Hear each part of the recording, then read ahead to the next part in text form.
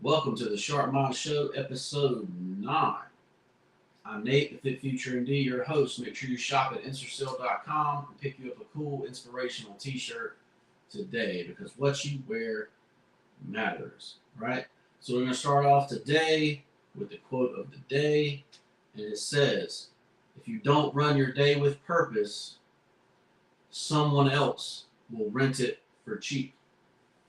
Right? And this basically goes back to entrepreneurship versus working a job.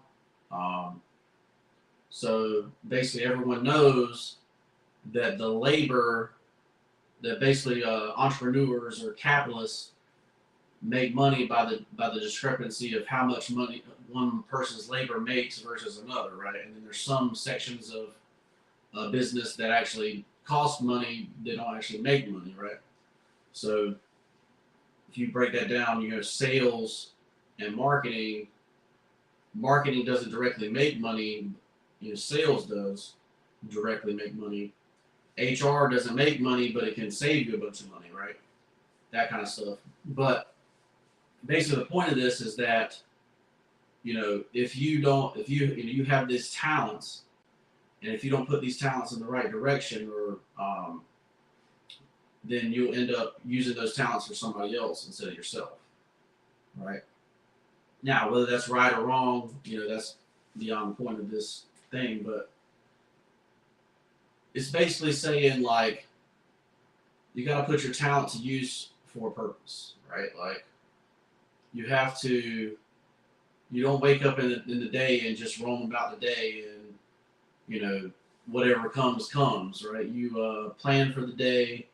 You say, I'm going to do X, Y, and Z today. And when you get those done, then you can have, whatever free time that you want in your life, right? Um, but basically, this is, talking about underpaying you for your job, right? Like, most people in their job are underpaid, you know. For example, my wife made her company $1 million off of her property, you know,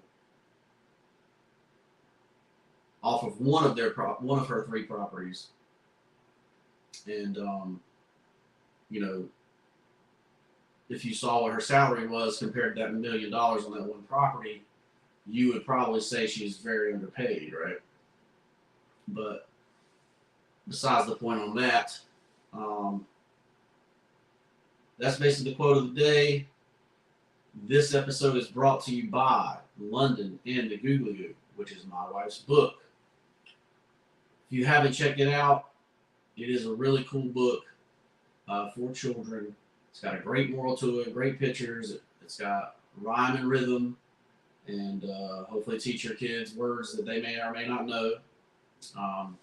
So pick that up in the description below if you're interested. It's called London and the Googly Goo. It's available on Amazon, PDF, and soon to be audiobook. Right? All right, so now that we are woken up by our daily quote, basically, the 2008 recession taught people a lot of things, right? So I read an article, that was talking about the 8 things that this person learned from the Great Recession. And so I'm going to do something here, like, basically, do I agree with these principles, right, of personal finance, right? Obviously, none of it's financial advice, but it's just, when you want to be different, you think different. So let's see what we think differently from this person, right? So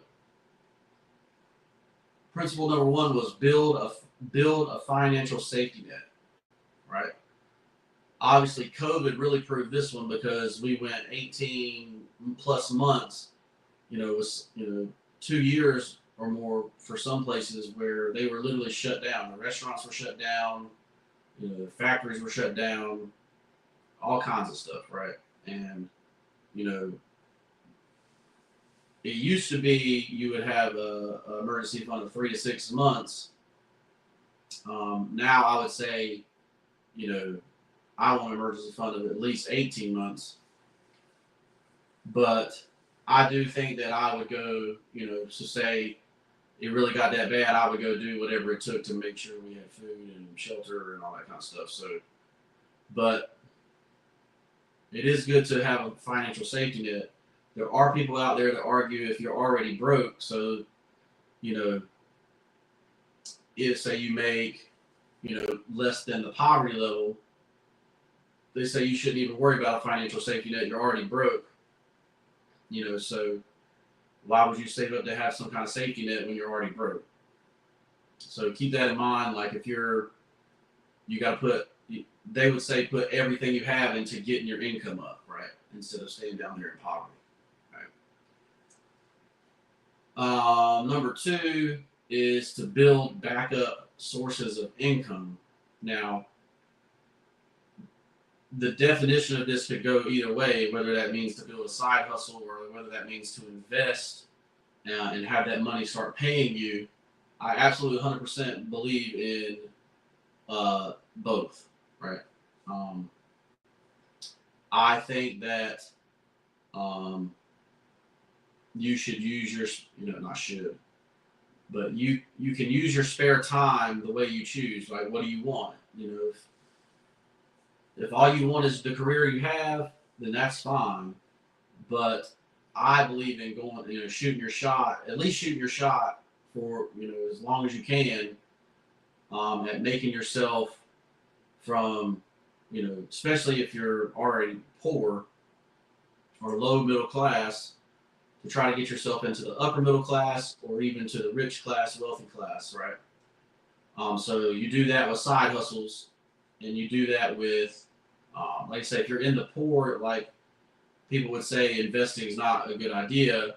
I still say that you should still invest because it's the habit of investing, right? Like, so it doesn't matter if you make, $30,000 or if you make millions of dollars. If you don't have that habit to invest, none of that is going to matter because you're going to end up back at zero no matter what, right? So you have to learn how to invest. So that's what I say. So if you're poor, start with silver, as an example of investing.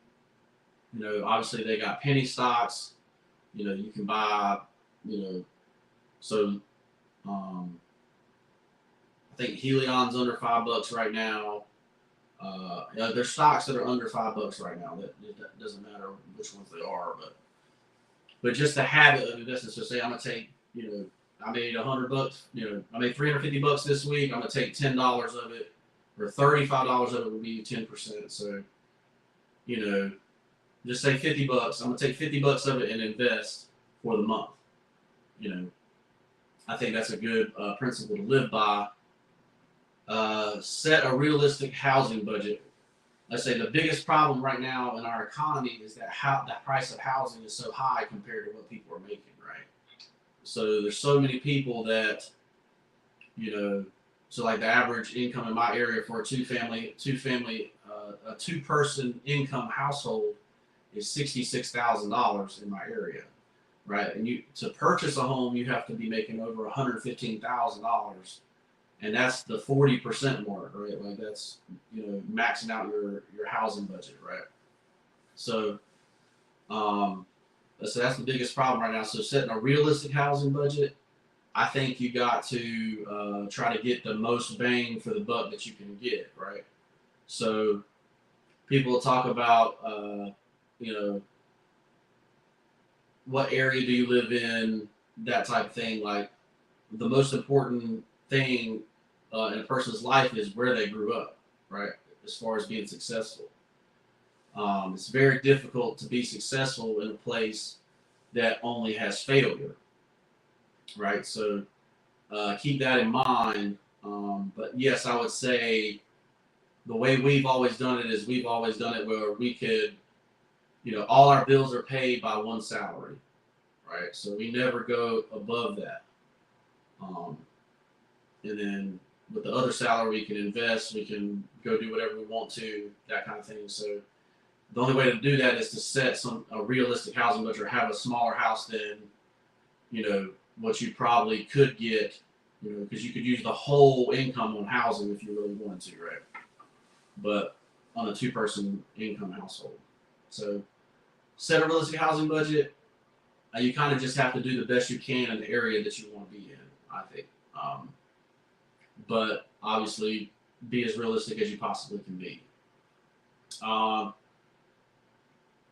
next one is say no to new debt. Now, I disagree with this one because obviously to purchase a home, you have to have debt. There's also what's called good debt and bad debt, or consumer debt versus debt for assets. So I don't necessarily agree with this one. But I do believe that if you do get debt, that you try to pay off the debt as fast as possible if the interest rate is higher than the inflation rate, right? So say you got your mortgage at 3.8% and the inflation rate's at 5%, we're not going to be paying down that mortgage that year, right? But if inflation rate is at 2% and your mortgage rate is at 3.8%, you're going to start bringing that down, right? Because your interest rate is higher than the inflation, so the money is worth more to pay off your mortgage versus trying to put it in the market and have it inflate, right? Or save it, or whatever you want to call it. But either way, I don't agree with not having any debt, like, period. But it is a lot.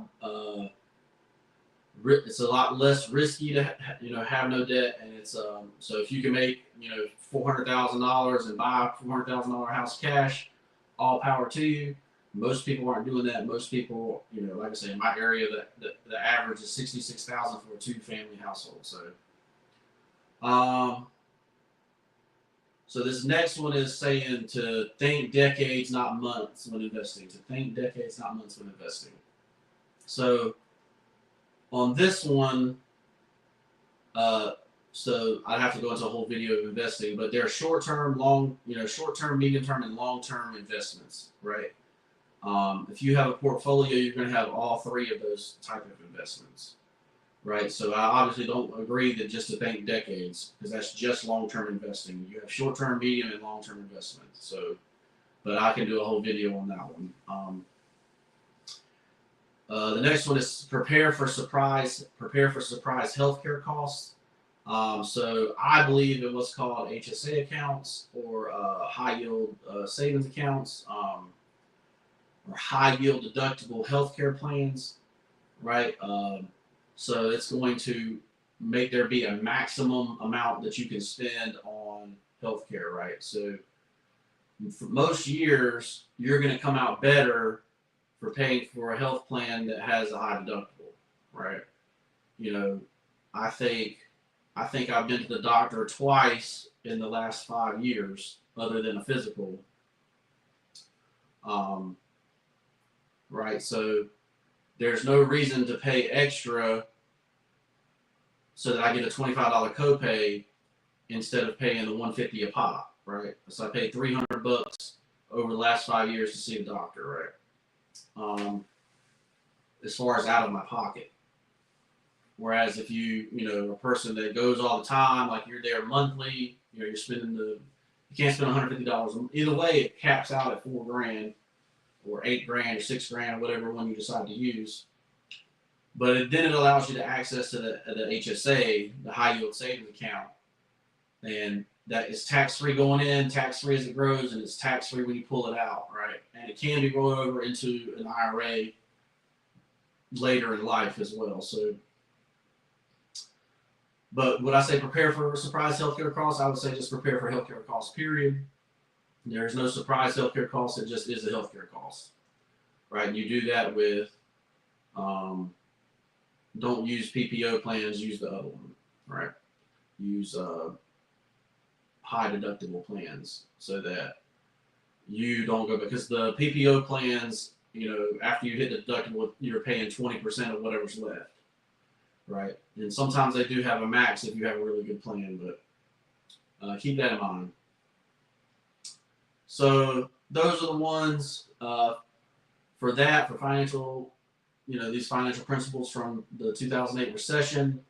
Let me know what you think in the comments below about these and how you would set up your financial life, right? So the next one, so obviously looking at Twitter the other day, or X. I'm looking at X the other day and I see something that says Chagas disease is endemic in America, in the United States, right? So Chagas disease is called the kissing disease or kissing bug disease. Most of the time it's found in the southern states, so the southwest Texas and parts of the southeast, right? It's a bug called Trypanosoma cruzi. So that's obviously found in wild animals now in the U.S. Local transmission is rare to people, but basically right now in the U.S., 300,000 people are living in the U.S., but it's basically immigrants that have come here from endemic areas that have this bug, still in their body, because there's an acute phase and a chronic phase. Like I said, the acute phase is most of the time unnoticed. So, like I say, you get this and you just have it forever. It's chronic, and then obviously it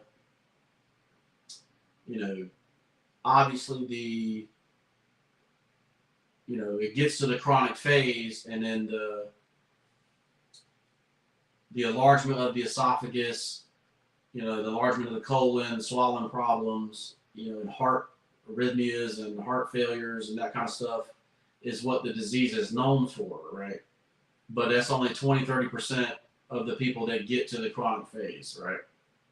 So, but that's kind of, basically it. But I thought it was surprising that this thing would be considered endemic. But I can see where if immigrants came from other places and you had 300,000 people living in the U.S. with Chagas disease and didn't know it, or more, that's not even counting the ones probably that don't know it. But that would basically mean that, it's endemic, but it's not, so you see that and you say, well, oh no, but it's like actually getting it in the U.S. is very rare. So keep that in mind. Don't let these people fearmonger you when it comes to stuff like this. The U.S. doesn't have a huge problem with Chagas disease currently, right? All right. Lastly, we're gonna play a little. What do we call it? We call it a.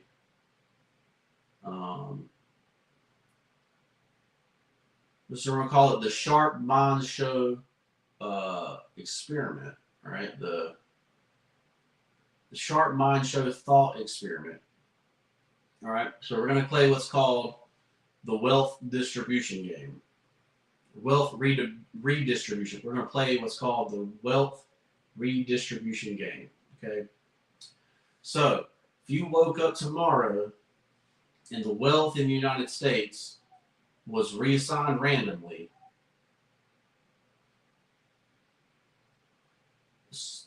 and so that means that everybody starts with the same amount of money, would you still support the same economic system?